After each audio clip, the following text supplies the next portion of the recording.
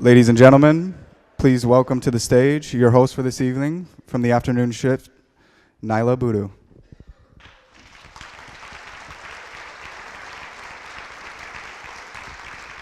Hi folks, thanks for coming this evening. Welcome to Argonne National Lab's first ever Energy Slam. I'm Niala Boodhoo, your host for this evening.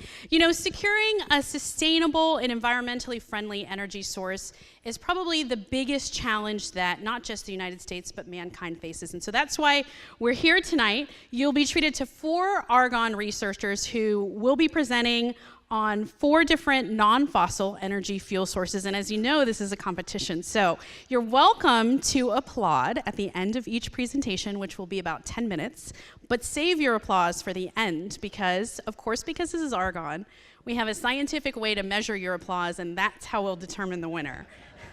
So one thing I wanted to mention to you before we dive into the competition, and we have got a great video for you, we love your phones, we love your smartphones. Please use the hashtag EnergySlam if you're tweeting or tagging Instagram pictures.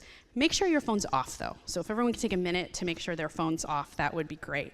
And before we dive into everything, why don't we watch this video? We'll meet the researchers and get a look at the preparation they put into tonight's event.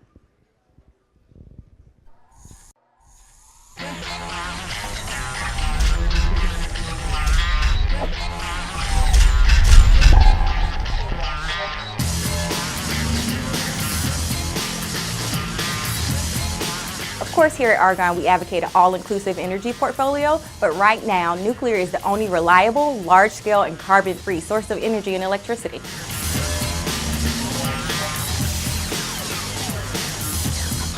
We need to break our addiction to fossil fuels, and we need to do it soon, and we need to do it in a big way. And when you look at all the options and the numbers, you do the math, solar energy just simply has to be one of the biggest, if not the biggest piece of that puzzle.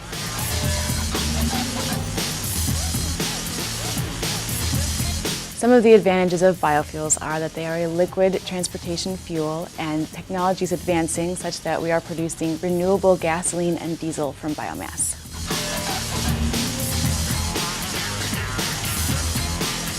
Wind power is one of the fastest growing resources both here in the U.S. as well as overseas. Wind power already provides more than 4% of all the electricity that we consume nationwide.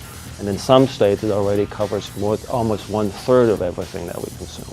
Biofuels are important because they are a liquid energy source that can go directly into our vehicles. Something people might not know about biofuels is that we're moving beyond ethanol, which is an important additive in our conventional gasoline, but we're moving towards producing renewable gasoline and diesel directly from biomass.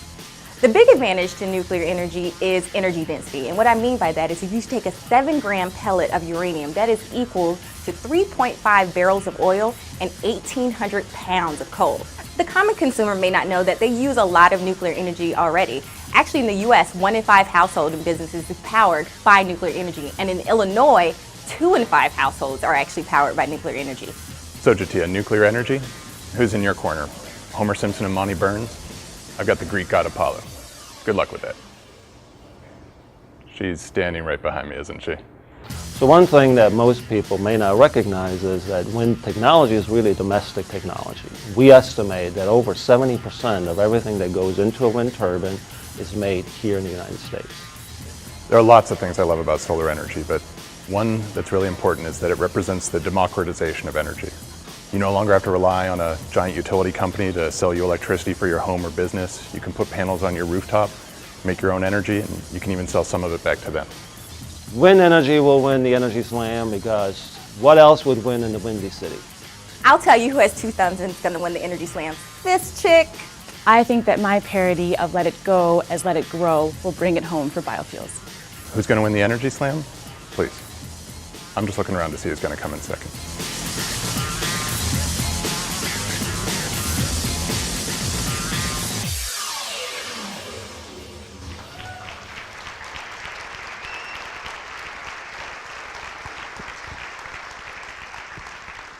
As you can see, there's been a lot of preparation that's gone into this. I understand there's been a lot of trash talking. So I'm going to make a note to our presenters to keep it clean tonight. And of course, remind all of you that Argonne and the Department of Energy, even though there'll be one winner this evening, advocates for an above all 4 of these strategies for creating a sustainable, environmentally friendly energy future. That said, I'd like to introduce our first presenter, Jatia Taylor, who's here to talk about nuclear energy.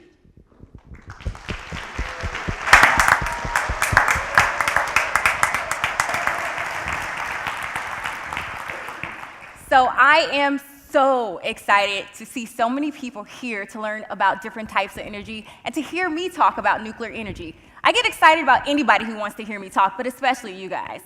So I'm going to try to keep on track and not get too excited. But first of all, I just want to start out by telling you how nuclear power creates electricity. Nuclear power creates electricity through the fission reaction. This is an unstable, heavy atom that splits and actually generates heat.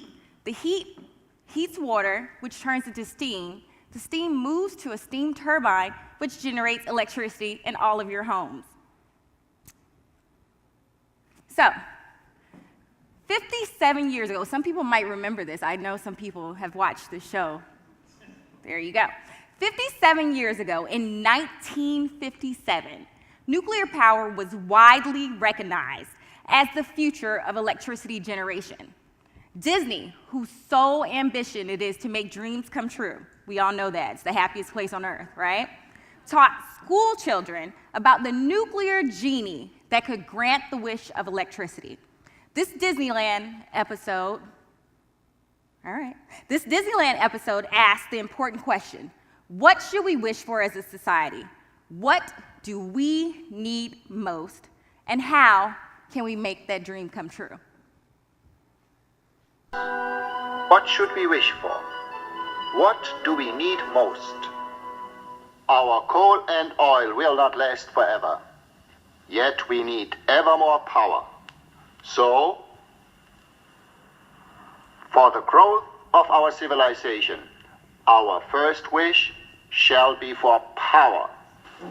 Here with my right hand I give you the magic fire of the atom. It is yours.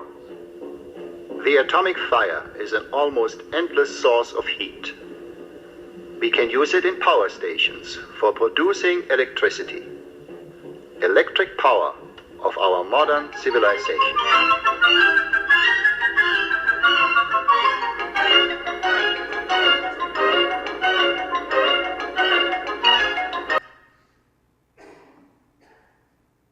So, that's a wonderful clip. Thank you, Disney, for that.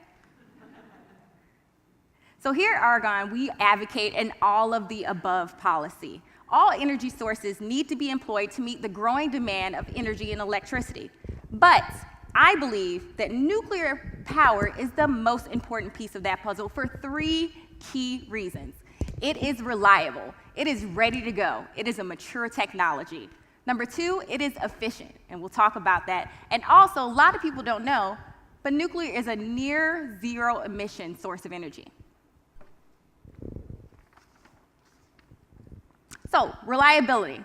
When we talk about a mature technology, I don't know if everybody knows, but nuclear power has been producing electricity in the United States since 1962. Older than most of the people in this room, I think. Maybe? I hope so. So, 31 countries, over 30 countries, including France, Canada, Argentina, Brazil, South Korea, operate over 430 reactors that are producing electricity. If you look at the United States, 20% of our electricity is from nuclear power.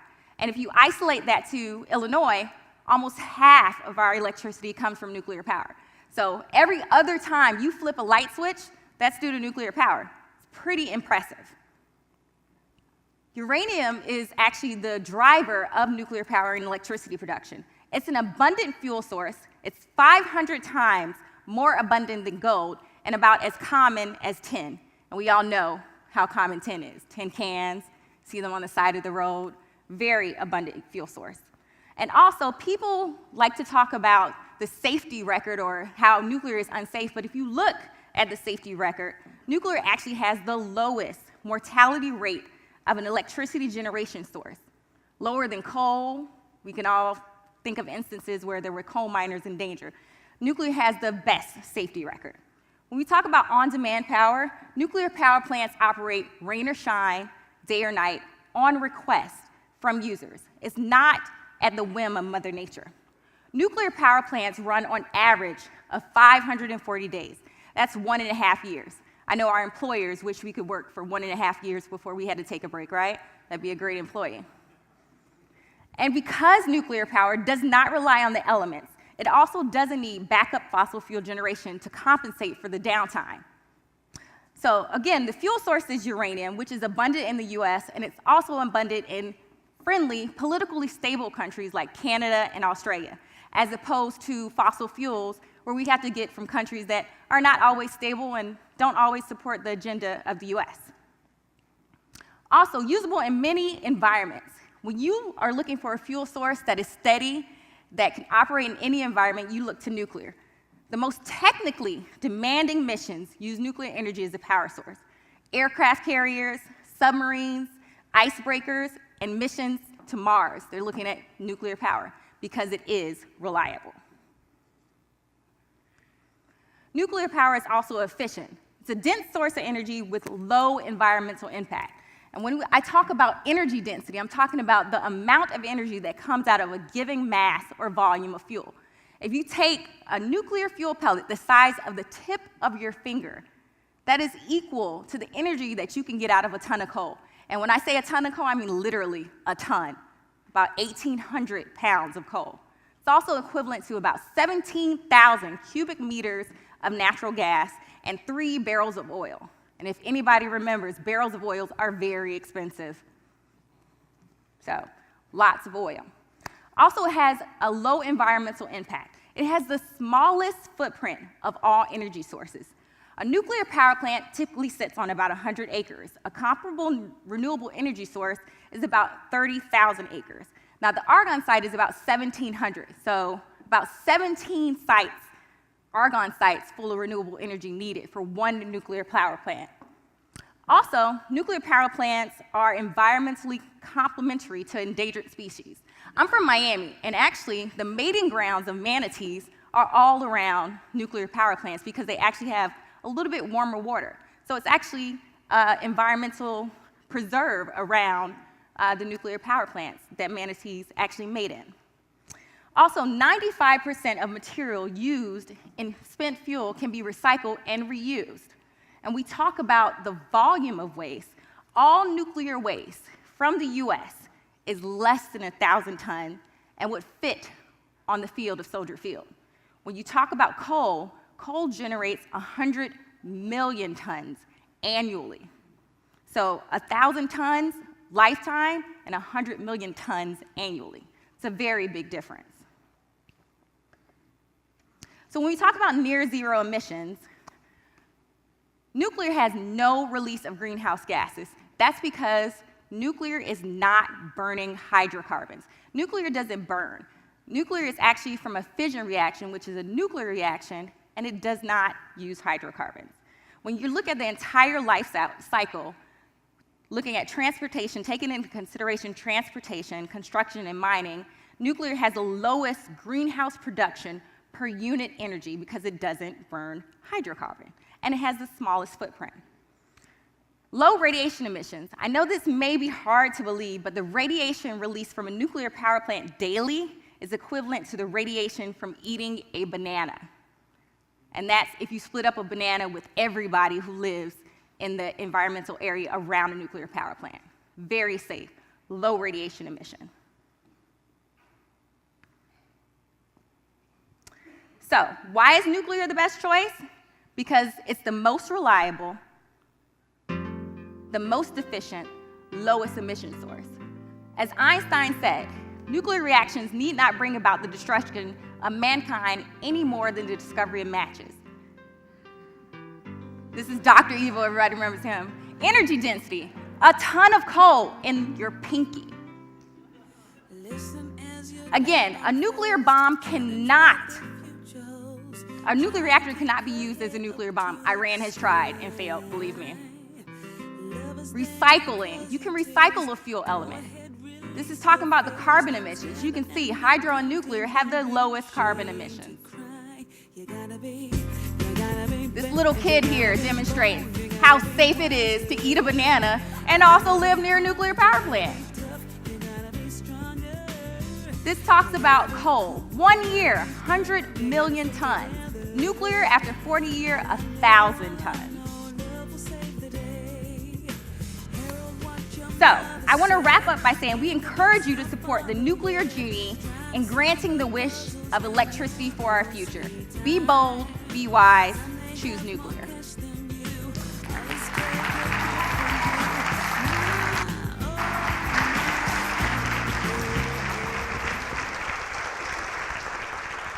All right, everyone, that was Jatia Taylor on nuclear energy. I can tell you things are heating up backstage. I'd like to welcome Guenter Conzelmann to talk to you about wind energy.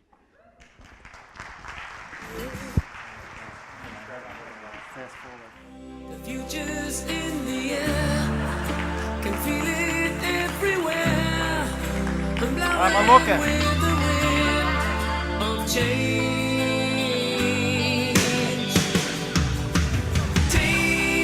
A good match? All right, so I'll be talking to you about wind power and why wind power rocks. And I'll be taking these off now so that I can actually see you guys, although something's telling me I should be wearing these more often. So if you don't believe me that wind power rocks, take it from the authorities. These guys have figured out a long time ago that there's something special about wind, right? And now go find me a song about nuclear power. Or one about biofuels, biomass, at least one that doesn't have a 4-letter word in it. I don't think you can come up with one, right? This rocks, okay? So if we start out with good old Bob Seger to see how wind compares against everybody else's, first we have zero pollution, all right? And we also have zero fuel. We don't use fuel, we don't create waste. And if we don't use fuel, we also don't need to use water to grow our fuel like the biofuels guys. And we also don't use water, precious water, to run our cooling systems to cool down our steam generators. So no water consumption at all. And on top of that, we also don't run the risk of major nuclear accidents. That also doesn't happen. Worst thing that could happen is that one of these things catches fire, and some of the Canadian geese fly through there and burn up, and at the end of the day, we might get a free Christmas goose. That's about as bad as it gets. Now, if we take it from the scorpions, for those of you who know the scorpions, the wind of change, let's see what's happened over the last 20 years or so with wind. Okay? So this is a look back, and this tells us how much investments have we made in different technologies. If you look at this one, this shows us biomass for electricity generation. Nothing much is going on there. Nuclear has more, however, is also pretty steady at about 100. Not much changes there as well. Solar, and Seth will tell you all about how great solar is growing. That's nice. But if you look at wind, this is really where the action is. And pretty soon, a couple of more years, we'll catch up with nuclear power. All right, so that's pretty amazing. That's a 23-fold increase of wind power capacity over the last 15 years or so. Same thing if we look at all of the investments that we've made over the last 15 years in different power plant technologies. You see the orange-looking bars, that's natural gas. For most of the last 15 years or so, we invested heavily in natural gas-fired power plants. But the blue one is wind. And if we pick out the last year, 2012, we see that in 2012, we built more wind power plants than anything else. So wind rocks, right?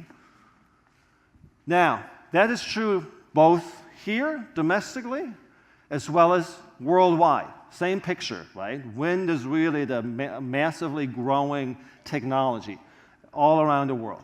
And if we look at Illinois, if we look at all the clean, renewable resources that we use in Illinois, wind by far outnumbers everyone else, with 94% of everything that we have installed here coming from wind. listening to or thinking of Bob Dylan, the wind blows everywhere. Okay? So this map up there shows us the wind resource. It's a resource that's very abundant across the entire country.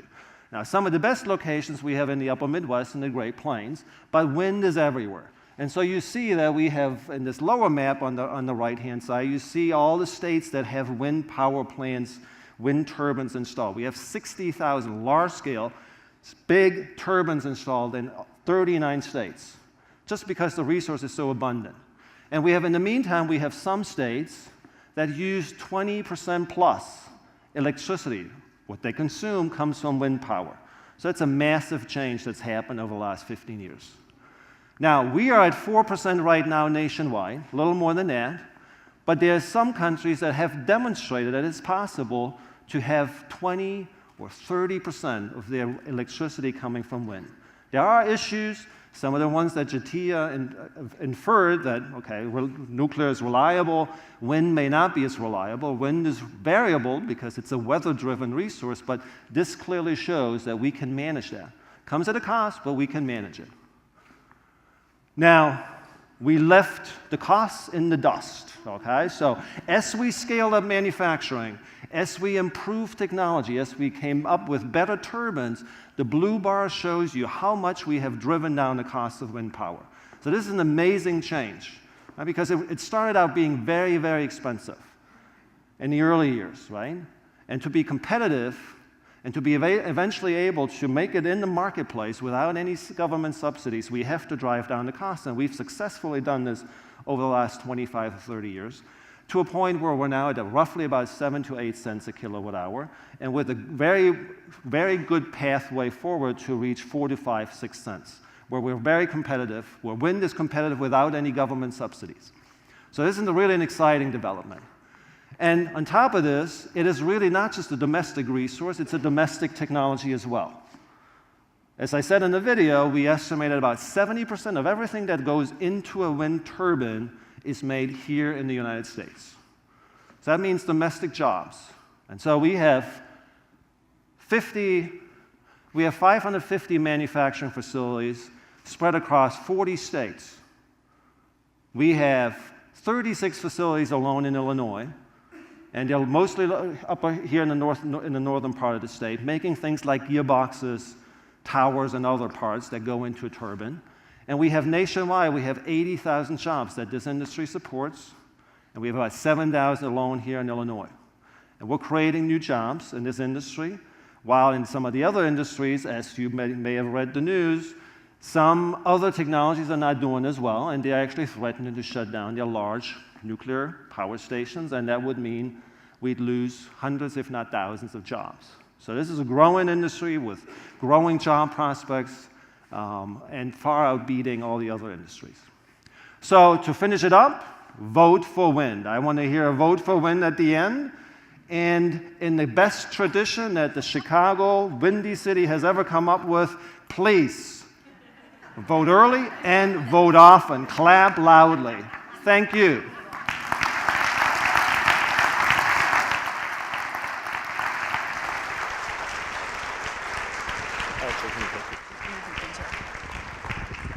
All right, and if you notice the time, I don't know how much of you are paying attention to, if you can let that go into your voting if you want to see, because they have 10 minutes. All right, so up next is Jennifer Dunn, who's going to be talking about biofuels. So we've heard nuclear and wind, and now we've got Jennifer Dunn with biofuels.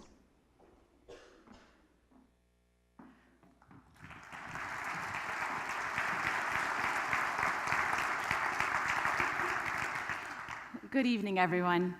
Well, Guenter and Jatia did a great job laying out the case for wind and nuclear energy to reduce the electricity sector's dependence on fossil fuels.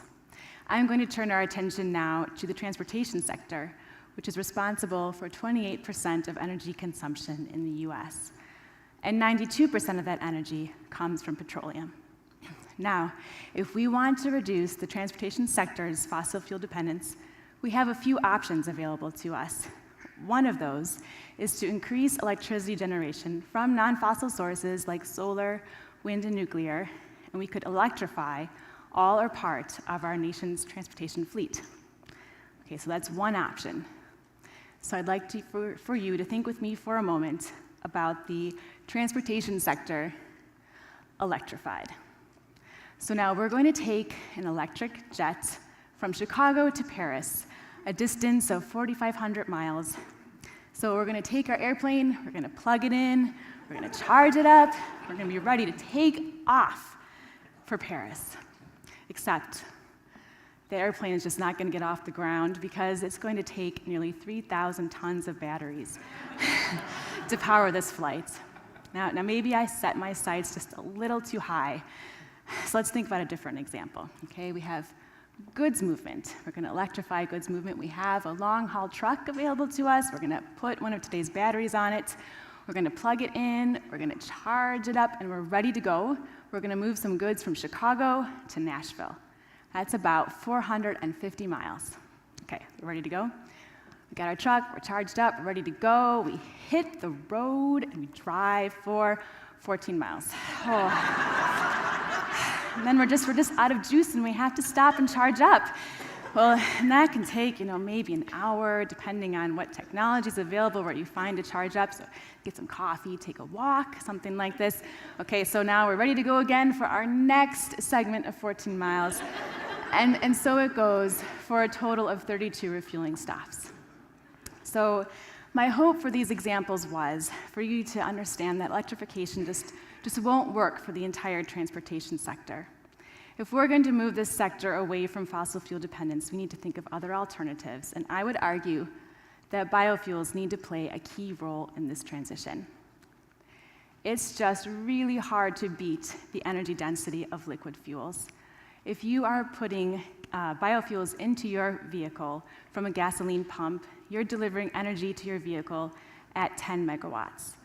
Today's powerful wind turbines, for comparison, produce 4 megawatts. So we have very energy-dense liquid fuel available to us through biofuels.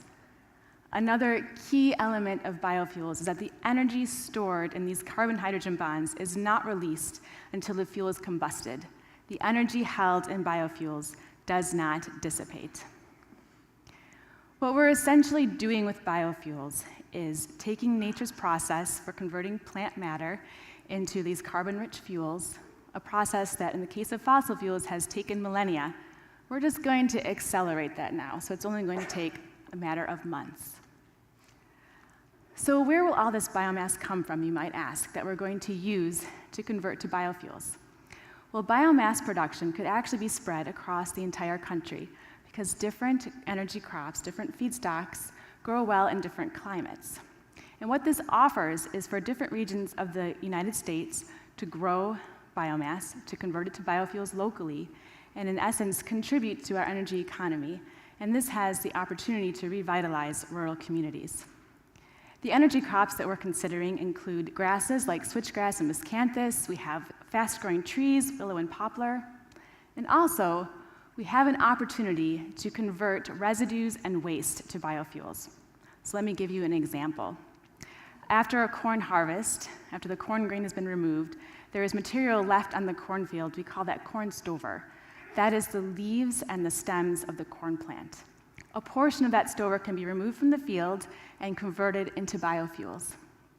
We have a similar situation with forest residue left over after lumber harvest. And what I actually find the most exciting is there's an opportunity to divert municipal solid waste from landfills and convert it into fuels. So we have a real waste-to-energy opportunity here with biofuels, and this is actually happening today. We have two key technologies to convert biomass to biofuels. They fall into two camps. We have biochemical conversion technologies, and those unlock the sugars that are held in biomass, and those sugars are then fermented into chemicals and fuels. The second technology is thermochemical, and thermochemical technologies use heat and catalysts to convert the biomass into an oil that can then be upgraded into hydrocarbon fuels.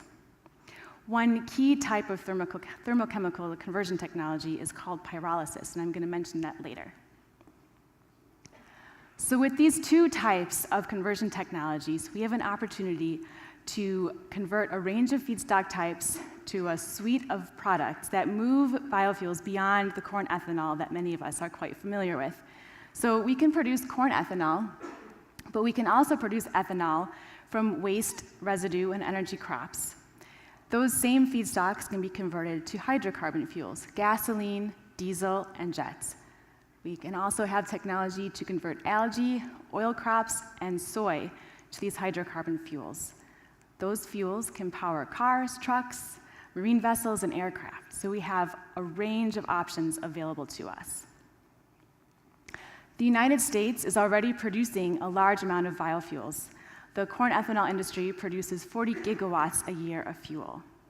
And cellulosic ethanol has become commercial in the United States. So this is taking energy crops and wastes and residues and converting into ethanol. And it's really this industry that has laid the groundwork to convert these same crops to hydrocarbon fuels. So I'm going to return to the aviation example that I gave at the start of this talk. So electrification is just really not an option for this sector. So to meet their goals to reduce fossil and carbon intensity of air travel, they are looking to biofuels, and there's been a lot of activity in this sector over the past 5 years. We've seen a number of different types of biofuels undergo testing and certification. You can imagine for obvious reasons, it's important to guarantee the safety of aircraft operating on biofuels. We've seen a number of test flights and a number of commercial flights. So there's a lot going on here. And this interest in biofuels for aviation spans the commercial and the military sectors. Now, it's important to consider if we're going to transition the transportation sector from fossil fuels to biofuels, that transition would come with a cut in greenhouse gas emissions. And here at Argonne, we spend a lot of time thinking about this. And we look at greenhouse gas emissions of fuels on a life cycle basis. So for example, for corn ethanol, the life cycle would include fertilizer production, it includes corn farming, corn conversion to ethanol, and the combustion of ethanol in a vehicle. So when you add up the greenhouse gas emissions in these life cycle steps, you get the life cycle greenhouse gas emissions. So our analysis indicates that E85, 85% ethanol made from corn, reduces greenhouse gas emissions compared to conventional gasoline by 23%. If we use corn stover, that residue, as the feedstock for E85, we see reductions of 65%. Now, if we use pyrolysis, that thermochemical conversion technology, to convert an agricultural residue to a hydrocarbon fuel, a renewable gasoline that looks and acts just like the gasoline we use today, that reduction would be about 67%. So this transition of fossil to biofuels comes with a reduction in greenhouse gases. So to summarize, biofuels are an energy-dense form of fuel. This energy density is essential for the transportation sector. You really can't do without it, especially for long distances. Biofuels can store energy indefinitely. And the production of biofuels gives an opportunity for many different regions of the United States to contribute to the energy economy. We have a real waste-to-energy opportunity with biofuels. And we can use biofuels to power a wide range of vehicles, in air, on land, and on sea. We are already making a large volume of biofuels, and they are meaningfully contributing to our nation's energy supply. And the transition of the transportation sector from fossil fuels to biofuels would come with a cut in greenhouse gas emissions. For all of these reasons, if we want to move transportation from fossil to bio, we will reduce greenhouse gas emissions and increase our dependence on renewable rather than fossil sources.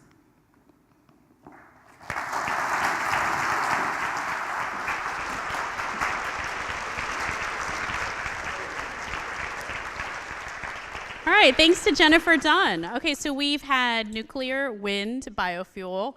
Last up is solar energy. I'd like to welcome to the stage Seth Darling. Here comes the sun. Here comes the sun. Wait for it. And I say it's all right. Better than all right, but hold on. Little darling, it's been a long cold. So it turns out you've actually been hearing about solar most of the night without realizing it. So lots of energy forms are actually solar in disguise. Wind energy, which you heard about from Guenter, the reason the wind blows is that the sun heats up the air and it moves around. Some of that we can capture with wind turbines. Biofuels are the plants and other organisms using sunlight, doing photosynthesis and making chemical fuel. Other energy sources are also solar. Wind causes waves, and waves can be an energy source. Hydropower, which is another major source of energy that we use today, that's where the sun evaporates water, goes to a higher elevation, comes down as rain, and we capture some of that when it comes down in rivers. Even fossil energy is actually solar energy. This is solar energy that was captured millions of years ago in organisms and buried under the ground. Now, as for nuclear fission is great, as Jatia told us, but I'm actually a big fan of nuclear fusion, which we don't have here today. I actually like nuclear fusion reactors when they're 93 million miles away. So, as you've heard, at Argonne, we like an energy mix. So let me tell you what our energy mix is. So these boxes that you see on the screen are sized to represent how much energy you could ever get worldwide from these different sources, plus or minus some amount. They're approximate numbers. So if you could get all you could everywhere, this is what you could get. So you notice the boxes are not the same size. For example, geothermal, it's a great energy source if the Earth's crust is thin, but it's not a huge energy source when you look worldwide. And this is today how much energy we use. This box, it's 18 terawatts. That's the rate of energy that we're using today. And this is how we fill that box today with our energy mix. So that black part of that box is fossil fuels. Almost all of our energy today comes from fossil fuels. And this is the problem, right? That's leading to climate disruption and all kinds of other problems. But I'm not so much concerned with today because we can't change today. That's what's happening right now. I have an 11-year-old. My question is, what are we going to be doing when he's middle-aged in the year 2050? So in the year 2050, we're going to be using a lot more energy. Today it's 18 terawatts. In the year 2050, it's going to be 30 terawatts, almost twice as much energy that we're going to be using worldwide compared to today. And so what's the energy mix going to look like in the year 2050? And if you ask the experts who project these things, this is basically what they think it's going to look like in the year 2050. So everything got bigger because we needed almost twice as much energy, right? But it's still dominated by fossil fuels all the way out in the year 2050. I think everyone you heard today presenting will agree that this is not an acceptable scenario in that type of time frame. We've got to get off fossil fuels on a larger scale than this. So let's just play a hypothetical game here. Let's just say we weren't going to be using fossil fuels in the year 2050. We will be. We won't be able to get rid of them in that time scale, but hypothetically, let's say we wanted to. How much could we get from just the renewable energy sources that I've shown up here? So I'm going to empty out those boxes, all the wind, all the biomass, all the hydropower, and so on. And you'll see we're coming up short, right? Even if we got all of those energy sources we could everywhere on the planet, there's not enough energy to supply our needs out in the year 2050 without solar. So I like this quote. It's actually from a Saudi oil minister, that the Stone Age didn't end because we ran out of stones. You don't wait until a fuel supply is exhausted until you move on to something that's a better technology. And we have better technologies available like solar. So how big is the solar resource? So I'm moving from boxes to circles. This is a circle. It's just too big to fit. And that's the amount of energy from the sun that hits the surface of the Earth all the time. It's a huge amount of energy. But of course, we can't use all of that energy. So the question is, how much could you actually use? So this is a back-of-the-envelope estimate for how much energy you can actually get from the sun. So the first thing I'm going to do is I'm going to throw out the oceans. We're not going to cover the oceans with solar panels. So that gets us down to a smaller circle for land area. But of course, we can't cover all the land area with solar panels either. So you need farms and so on. So what's a reasonable amount of land that you could cover with solar panels? And I'm going to take the number of 2%. So that's a lot of land. That's about how much land in the United States is covered with roads. But it's feasible. This could be done. It would look something like this. Sorry if you live in west central Kansas. But we're not going to put them all there. But just to show you, that's what 2% of the United States would look like. It's a lot of land, but it's feasible. So we're down to a smaller circle. But there's another problem. You can't convert sunlight to electricity with 100% efficiency. There are just fundamental losses in that process. The best you could do, according to just the laws of science, is about 30%. And commercially, you can get panels for your rooftop today that are 20%. That's commercially available today. I'm going to take a much more conservative number of 12%. This is very realistic. But you can see I'm at a circle that's an awful lot smaller than that monster one that I started with, right? But that tiny little circle over there is this yellow box. So the feasible solar energy supply, this is what we could actually get, is more than 2 times larger than the entire global projected energy demand all the way out in the year 2050. This is essentially an inexhaustible energy supply. And it's not that surprising that this is so much bigger than these other renewable sources, because many of those really are solar, just going through extra steps. And when you go through extra steps, there are losses in efficiency. So it's this huge energy source. I'm not saying we should get all of our energy from solar. We need a mix, but it needs to be a much bigger piece of the mix than it's projected to be in those scenarios that I showed you. And when you talk to people about this, you often hear, well, solar's too expensive, right? That's why we're not all putting panels on our rooftop. But actually, solar prices have been coming down dramatically, and there are places today that solar is already cheaper than the electricity on the grid. Those are places where electricity is expensive and it's very sunny. So like Hawaii is a good example. But as more places, as prices drop and grid prices go up, those areas are going to spread around the world. And the news is starting to get out. This is an advertisement from an installer in New Mexico that I like. They created this fake newspaper. I just want to read you this one story they wrote here because it's cute. So they're trying to drive home the fact that solar's costs are coming down, and they talk about this Albuquerque couple over here. Was shocked to learn that their beloved terrier Parsimony is actually an extraordinarily large rat. And the realization was made after having a brand new solar panel system installed on their home. With no down payment, no installation fee, and an insanely reduced electricity bill, the couple was able to turn on their lights after years of living in darkness in order to save money on utilities. Whether there was ever a dog in the first place, or if the dog is currently missing, still remains to be known. The couple has decided to keep the rodent and name her Sunshine. So I've been talking kind of about solar panels as a way to get electricity. And by the way, the solar panels that you see on rooftops are not the state-of-the-art technology that's on its way. Here at Argonne, we study things like this. This is a next-generation solar panel. This is what's called an organic photovoltaic module. And you'll notice it doesn't look like a traditional solar panel. It's lightweight, it's mechanically flexible, very low cost to make these things. They can be printed on a reel-to-reel process like a newspaper. So you can imagine how that could be scaled up. And by the way, I'm actually charging this battery right now off that spotlight, so I can charge up anybody's cell phone with this. And I don't see any wind turbines or nuclear power plants. I'm just saying. So, but there's lots of other ways you can get energy from the sun, not just from solar panels. You can actually make fuels, solar fuels. So biofuels is one way to make chemical fuels from sunlight by going through plants, but you can also kind of steal some of the mechanisms from nature and just do it in a beaker, if you will, and make chemical fuels that way. That's called solar fuels. So we can make chemical fuels as well. You can also just use the sunlight itself as a way of reducing our energy consumption by using natural lighting. So architects, my architect who helped me with my house is actually here somewhere, Bill. Hey, Bill. So you can actually design this into architecture as we go forward and use less energy by using sunlight. And you can also use the heat from the sun, either to generate power or to heat up water. You can have a $0 water heating bill for your house if you have one of these things on your rooftop. Now, there's one other knock that you hear on solar sometimes, which is that the sun doesn't shine all the time, which is a legitimate concern, right? The same could be said for wind. It's a variable energy source. And so what do you do about that? And folks in the traditional energy community and the fossil community might tell you, well, there's nothing you can do about that, but that's not true. There are many things, and I've just listed some examples here. I won't go through all of them, but just a few examples. Interconnection's a great one. So once you have an electricity grid that can move power around from one region to another, you can accommodate a lot of this variability.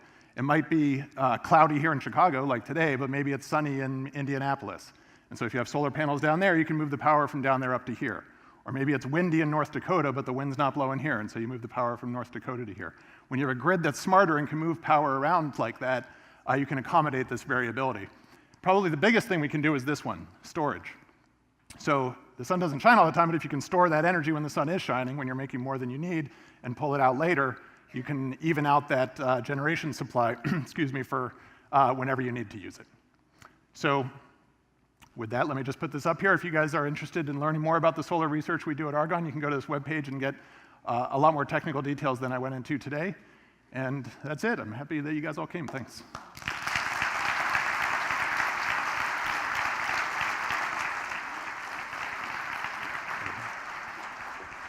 All right, so that's Seth Darling with solar energy. This is going to be a tough choice. All right, so Seth, I'm going to have you here. Jennifer is here with biofuels, Jatia Taylor with nuclear energy, and Guenter Conzelmann with wind. All right, so because, as I mentioned, we do have a scientific way we're going to do this. We're actually measuring decibels of your applause. They're not allowed to no screaming, right? We're just doing applause. Okay, no, please no screaming. We're just gonna applaud, all right? And that's how we're gonna measure it. So let's start with Seth Darling and solar energy.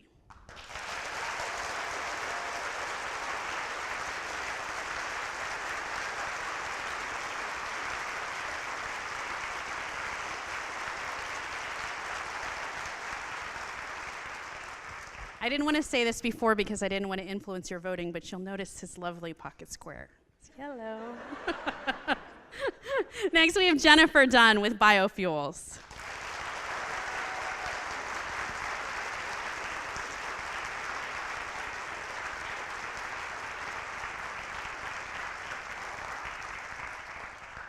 We have Jennifer Taylor and nuclear energy.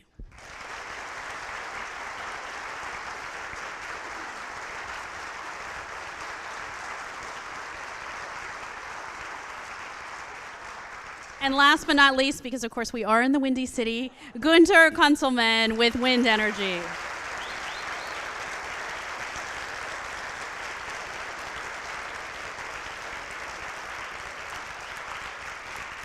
Okay, it looks like we have a winner. Let me come across here and get her. All right, the winner of the first ever Argonne Energy Slam is Seth Darling with solar energy. Congratulations. Do you have anything you want to say? You're going to go to Disney World? Anything you want to say?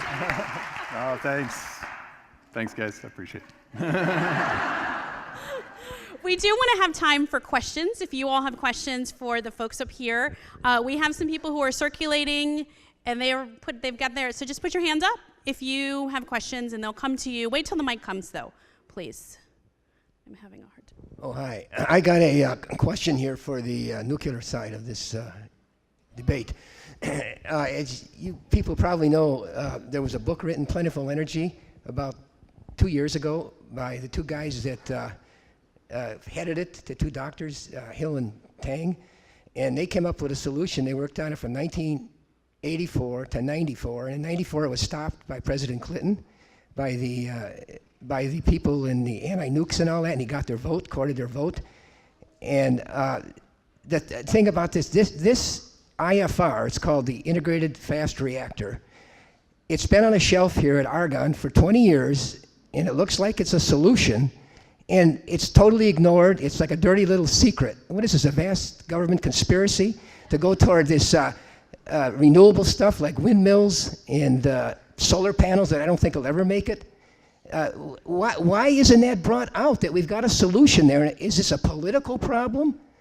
Or is it a technical problem? Is this the socialists running the system here and they don't want this stuff? What's going on? So your question is about, it's IFR, is that what Yeah, why isn't that being used? So, hello, is this thing? Yeah, it's on. Okay, yes, this thing is on. So, you are talking about the Integral Fast Reactor, which, yes, does have a storied history here at Argonne National Lab. It is a technology that is ready to go, but yes, it has to be politically approved. So there's no technical limitations to implementing the IFR, but it's a matter of policy. It's clean because the light water reactors we have in this country, about 130 of them, they're 1% So, sir, efficient. actually, I think other folks have questions. And so 90%. We got another question over here. Okay, thanks. This is just a quick question on solar. You were talking about 2% of land area.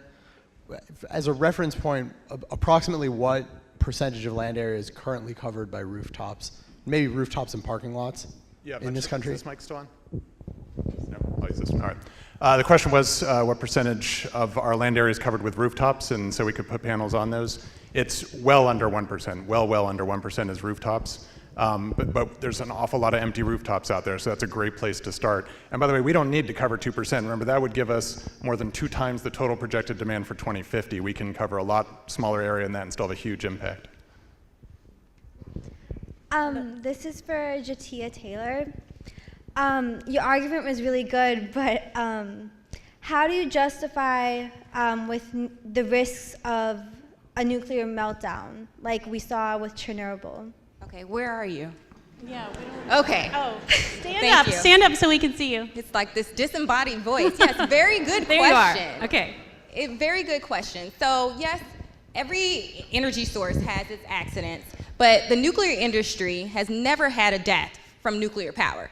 I think that's a little known fact. Chernobyl was a very old design and basically was pushed beyond its limits, and it caused an accident, but the nuclear industry has a very, very safe record. Again, the lowest mortality rate out of any energy source. So yes, that's an issue, but everything, when you're driving a car, there's risks. When you're using matches, there's risks. So there are risks, but there are risks worth taking because nuclear can generate a lot of electricity, a lot of energy, and it's a very safe industry. I have a question for Jennifer Dunn regarding the biofuels. So maybe stand up. If you can stand up when you have a question. My main reservation is the amount of energy that's required to create things like ethanol. What is the impact or the implications? So how much energy does it take to create a gallon of ethanol, basically? I can tell you that there is less. The energy balance of ethanol is favorable. So it's not a situation where you're expending more energy than you're getting out in the fuel. I don't have the number off the top of my head for you, but if you look at the life cycle greenhouse gas emissions, that's a close relationship there because energy consumption is one of the drivers of greenhouse gas emissions in the corn ethanol life cycle. So because we do see a reduction in greenhouse gas emissions associated with corn ethanol, we also see that reduction associated with the fossil energy input. I have a nuclear Right, we're not going to ask what that energy source is coming from. Next question. Nope. Next question. We got a question back here. I have a nuclear question. I once read that there are about 6 train loads of nuclear waste coming through the city of Chicago on a daily basis. And it just seems like you could fit a lot of aspirin in there. What is your comment on that? Is that true? Wouldn't nuclear waste become a bigger problem if we relied on it a lot more? Well, first of all, I don't think nuclear waste is a problem. There's waste with every energy source. And as I previously said, nuclear actually has a lot less mass per energy produced. So it's not a lot. There's not train loads. I seriously doubt there's train loads coming regularly through Chicago. Most nuclear spent fuel is actually stored on site. So I doubt that there'd be train loads coming through Chicago. And if there were train loads, they're very secure casks that shield the radiation. It's a very, very regulated industry. So that's the answer to your question. If you want to speak about that more, I'll be happy to talk about it. I'm curious to all the participants, how much of the growth or cost of your energy sources comes from government subsidies? And likewise, how much government subsidies come to Argonne for each one of these energy types? Well, do you want to start, Guenter? Sure. I'll start on that one. So wind power gets government subsidy that's equivalent to about 2.2 cents a kilowatt hour. It's called the production tax credit. So that's on top of the cost of generating the power. They get that. And so as we move forward, I showed you the chart, how the cost has been driven down by moving to better turbine technology, as well as scaling up manufacturing. We established a goal by 2020 to be reaching the cost of wind energy to a point of about 4 to 5 cents a kilowatt hour, at which point then you wouldn't need any more government subsidies. So that's the goal, and we're well on that way. So right now, we're still being subsidized by about 2.2 cents a kilowatt hour. So nuclear is a mature technology. It's been operating since 1962, so it doesn't receive any subsidies. It operates on its own merits, and it doesn't need any help from the government. Biofuels have seen government subsidies actually decrease in recent years. There is still government support for research and development activities, such as helping fund demonstration and deployment projects and other activities. But overall, we're seeing subsidies for biofuels actually declining. I'd actually like to turn this around a little bit, which is that we're all subsidizing our current energy mix, fossil fuels, at a huge level. So we all pay health insurance, and those payments are going to treat people who have asthma attacks who live near coal-fired power plants, and coal miners who get black lung disease, and plenty of other such examples. So we're actually all subsidizing our energy mix at a higher level than any of the subsidies that went to the energy supplies that are up here today. That said, there are federal subsidies and state subsidies for solar, which can give you a discount, a few $1,000s back type of thing from the state of Illinois, for example, if you want to install it on your house. When you compare the subsidies for renewables today, they're lower on a constant dollar basis than the subsidies that have gone to any of the other energy sources in history. In the presentation on solar energy, there was a chart which showed wave energy as comprising a very small mix of the eventual power, somewhat less than a single terawatt.